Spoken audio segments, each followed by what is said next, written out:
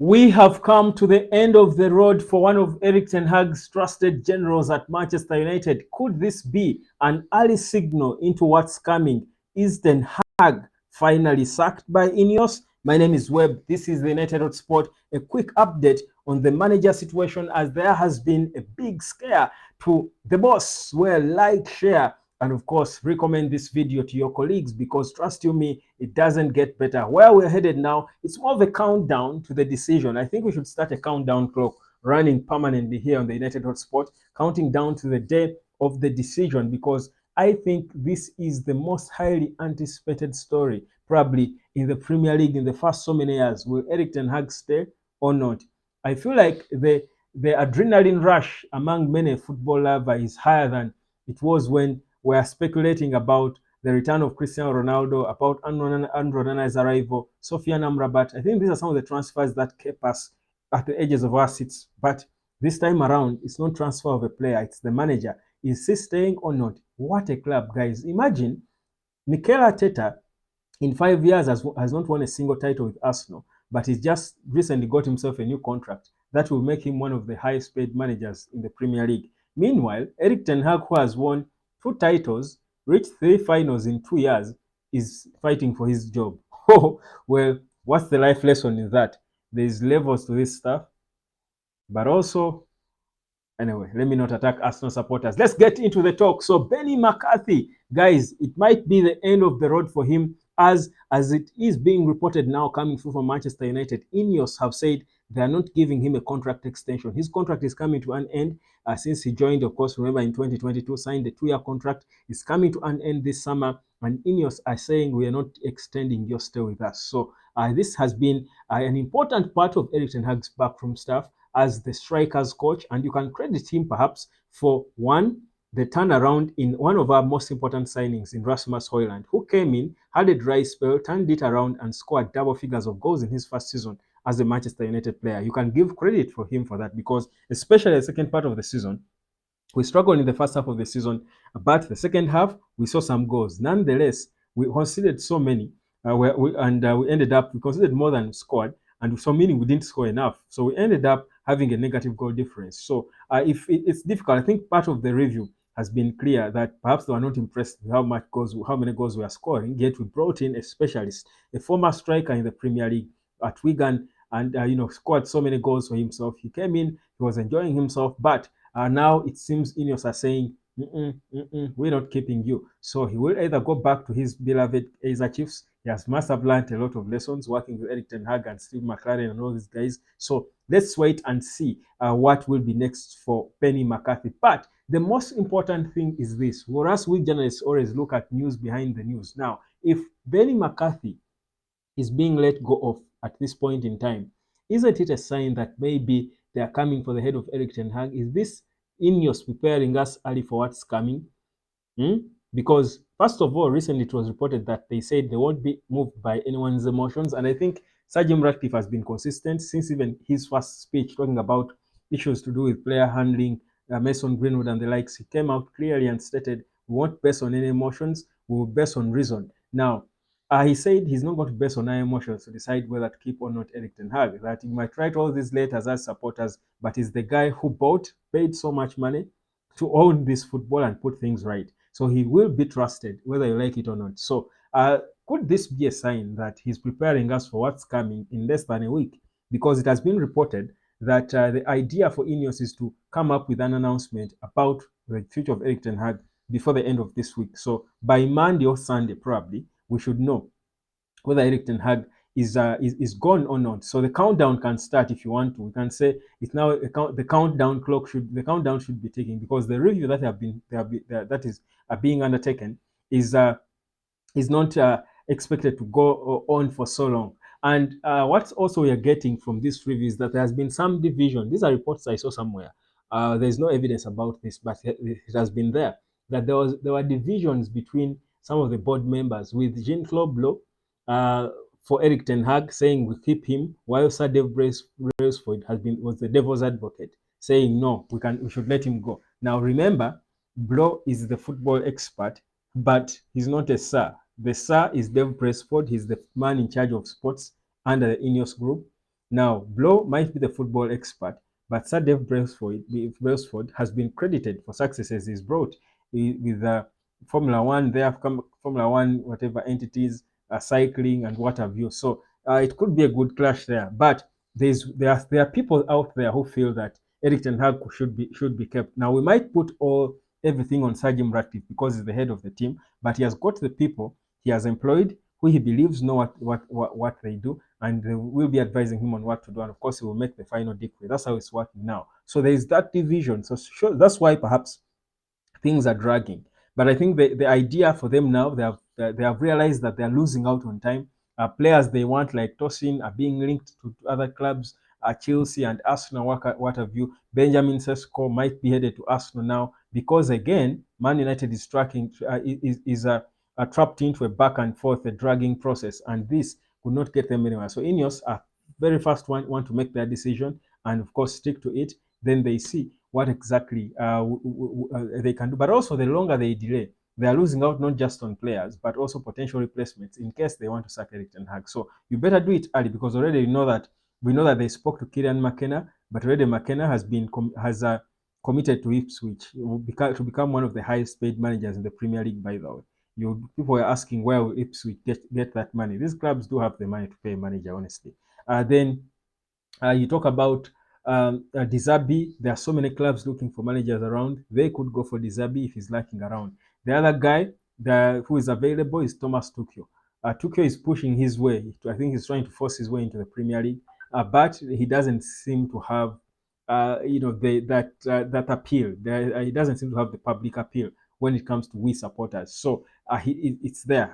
Then Zinedine Zidane is not interested. So Ineos have realized that the longer they delay, they are not only losing out on players, but also the managers, the potential replacements, and they will then have to make one decision. There will be only one way to go. If they delay so long, the only option they will have is to keep Erik Ten Hag. But also, Erik Ten Hag himself must be increasingly getting frustrated with the whole processes because think about it.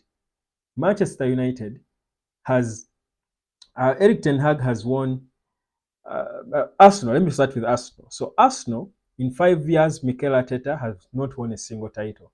But he has just earned himself a new contract to make him, I think, the second best manager in the Premier League, among the top three, behind Pep Guardiola, I think together with in the same class with Unai Emery and his new contract at Aston Villa. Meanwhile, Erik Ten Hag has reached 3 finals in the last 2 years, won 2 of them, but is fighting for his job. What does that tell you? That first of all, one, in life, you don't exactly get what you deserve. But also, two, there's levels to this stuff. Hmm? The Arsenal supporters won't get it, and they don't have to. But it's the fact. Anyhow, so Ineos is there. That's where we are in terms of the manager situation. But what we know, the countdown should start. I think we should start our permanent clock counting down to the decision. By the end of this week, we should be getting a pronunciation from Ineos about whether or not they're keeping Erik Ten Hag.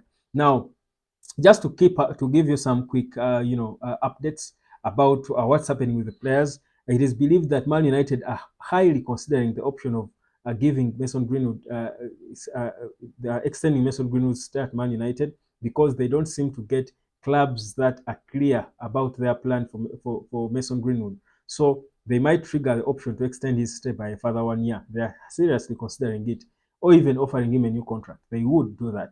Remember, I told you that Ineos have left the door open for a possible reintegration into the squad in the event that they don't get a good deal. This whole business of any money you get is profit. And by the way, I don't get it, honestly, that you price a player like Mason Greenwood at 35 million quid or 30 million quid because he's from the academy and any money you get is profit.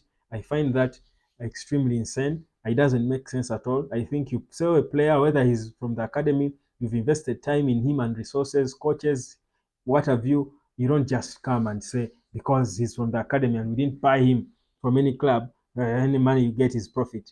Nonsense. That's a polite way of losing him for cheap, which I think will not make any sense for me. So it is reported that United are seriously considering, giving him a contract extension, which I think would be a smart move. I think it would augur well with many of us. Now, for Jadon Sancho, the situation is also interesting. So Benni McCarthy, by the way, came out, and this is, I think, confirmation that he's leaving. I don't think he would still be contracted and ready to start Man United with his boss, and but still go out open and comment about the Jadon Sancho situation. I think that would be extremely unprofessional. I think it would be unexpected of a player who played at the topmost level for years. But he has come out to say that Jadon Sancho perhaps could have apologized to Erik Ten Hag, that he should have known better, that you cannot as a player win against the manager. So he's giving his opinion about the Jadon Sancho situation, which I think it's uh, I think it's a sign that probably he's not staying at United for long. So that's a bit of confirmation of what I've just told you, that this man could be leaving, but will be leaving because Ineos have refused to give him a contract extension. But question is it a sign that Erik Ten Hag is following next? Why on earth would Ineos dismantle his team, pull away his striker coach, if they're going to keep him? Well, maybe it's again part of the new way they will do things, but would love to see it and how that would work. But I feel like for me, this is an early preparation. They are preparing us for what's coming. Be ready for the announcement before the end of this week. We're counting down to that. So the clock should be starting to tick right now. Tick, tick, tick, tick. The clock is ticking. And let's wait and see. Ineos have said they won't be cornered by anyone's emotions, which I think is the right thing to do. We supporters are never decided. One day, all of us will call for Erik Ten Hag because of a terrible game, losing to Fulham at home so terribly. The next day, we play well against Man City and win a title. Oh, forgive him, forgive him. That's who we are as Man United supporters. That's who we are. We never have a clear stand. I think the only one clear, consistent stand we've had has been with the Glazers going out. I think that one we've been consistent in unison. We've been consistent with that, but it is rare to see Man United supporters consistently have an opinion and stick by it. Because many of the people who are for Ten Hag out because of certain terrible games changed their minds just because of how it ended. Football and United, indeed a match made in heaven. So that's what's happening. Let me know what you think. I think I gave you a bit of the wrap up. We've also been linked to this Chelsea young centre back, Trevor Chalobah. And yeah, again, he's a homegrown player, priced at about 25 million quid.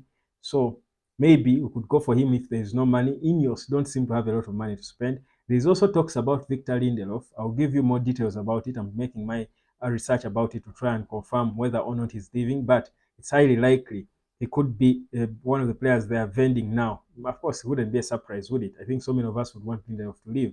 But yeah, I will confirm it for you and whether there are offers that are coming on the table for him. Tomorrow, probably, I do want to come through and talk more about the transfers and how I think the Man United starting 11 would be next season with certain players brought in.